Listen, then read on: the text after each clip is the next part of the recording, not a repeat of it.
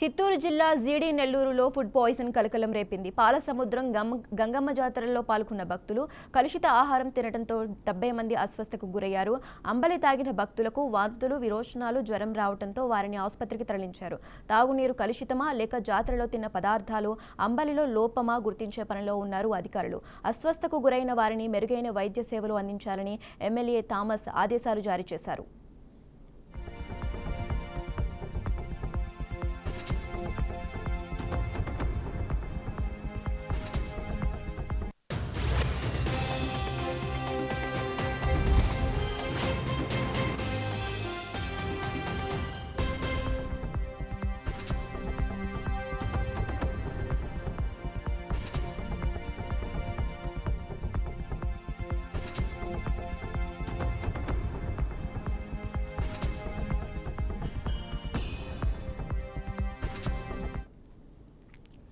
చిత్తూరు జిల్లా జీడీ నెల్లూరులో ఫుడ్ పాయిజన్ కలకలం రేపింది. పాలసముద్రం గంగమ్మ జాతరలో పాల్గొన్న భక్తులు కలుషిత ఆహారం తినడంతో 70 మంది అస్వస్థకు గురయ్యారు.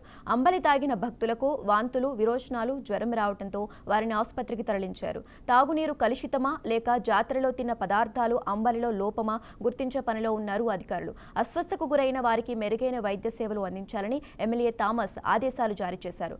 ఇక ఇదే అంశానికి సంబంధించి మరింత సమాచారం మా ప్రతినిధి గోపీనాథ్ ఫోన్ ద్వారా అందిస్తారు. గోపీనాథ్. శశిరేఖ, చిత్తూరు జిల్లా జీడి నెల్లూరులో ఇక్కడ స్థానికంగా ఒక జాతర అనేది నిన్న చోటు చేసుకోవడం జరిగింది. పాలసముద్రం గ్రామంలో జాతర జరిగింది. అయితే ఊర్లో జరిగినటువంటి జాతరకు సంబంధించి దాదాపుగా చుట్టుపక్కల ప్రాంతాల నుంచి కూడా దాదాపుగా 5-6 గ్రామాల నుంచి కూడా వందలాది మంది భక్తులు రావడం జరిగింది. జాతరలో పాల్గొన్నారు.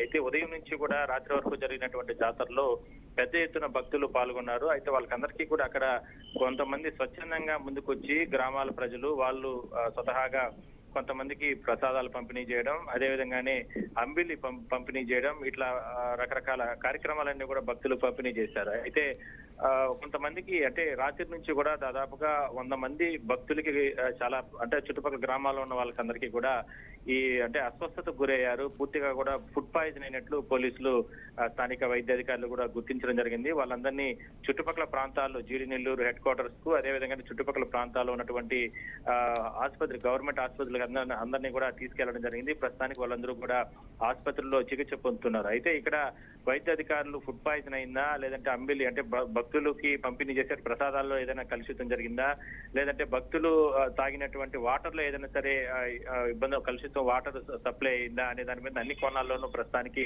పోలీసులు దర్యాప్తు చేస్తున్నారు. అదే స్థాయిలోనే వైద్యాధికారులు కూడా ఘటనా స్థలానికి చిత్తూరు హెడ్ క్వార్టర్స్ నుంచి కూడా వైద్య సిబ్బంది, టీఎంహెచ్ఓ కావచ్చు, మిగిలిన అధికారులందరూ కూడా కలెక్టర్ ఆదేశాలతో ఉరుకులు పరుగులు పెట్టడం జరిగింది. అయితే ఒక్కసారిగా ఇంత పెద్ద గ్రామంలో జాతర జరుగుతున్న సమయంలో ఎందుకు ఇంత నిర్లక్ష్యంగా అంటే అక్కడ ఉన్నటువంటి వైద్యాధికారులు కావచ్చు లేదంటే పోలీసులు ఉన్నారనేది గ్రామస్తులు ఆరోపిస్తున్న పరిస్థితి. మొత్తం మీద ఎట్లా దీనిపైన ఎందుకు జరిగింది ఏంటనే దాని మీద పూర్తి స్థాయిలో కూడా పోలీసులు అదేవిధంగా వైద్య అధికారులు విచారణ జరుపుతున్నారు. విచారణ జరిగిన తర్వాత వాస్తవాలను బయటకు వచ్చే అవకాశం అయితే ఉంది. అయితే ఇందులో ప్రధానంగా తీవ్రమైన ఇబ్బందులు పడుతున్నారు. వాంతులు, విరోచనాలతో ఎవరైతే ఉన్నారో వాళ్ళందరినీ మాత్రం ప్రస్తుతానికి ఆసుపత్రిలో చికిత్స పొందుతున్నారు. Sasirekha. Okay right, thanks for updates Gopinath.